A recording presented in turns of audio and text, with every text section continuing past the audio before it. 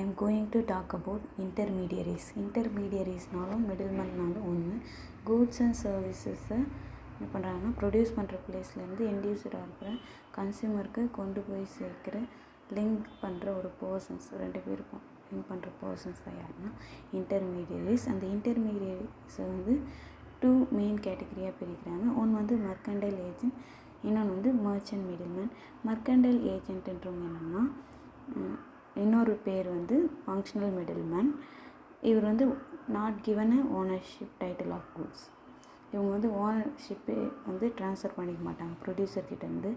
Only certain type amount of goods வந்து என்ன பண்ணுவாங்கன்னா பிஸ்னஸ்மேன் அப்பாயின்மெண்ட் பண்ணிடுவாங்க.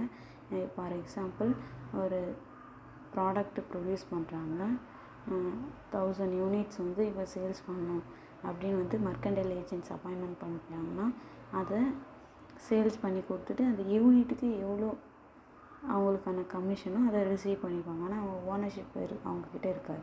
ஓனர்ஷிப் அந்த 1000 யூனிட்ஸ் ஆஃப் ப்ராடக்ட் யார்கிட்ட தான் இருக்குன்னா பிஸ்னஸ்மேன்கிட்ட இருக்கும். அதுக்கு ஆப்போசிட் தான் மர்ச்சன்ட் மிடில்மேன்.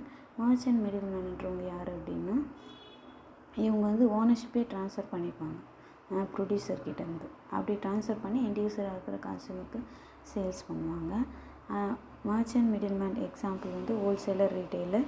மர்கண்டைல் ஏஜென்ட்ஸ் எக்ஸாம்பிள் இருக்குது broker, factors, commission agents, del credere agents, auctioneer, warehouse keeper.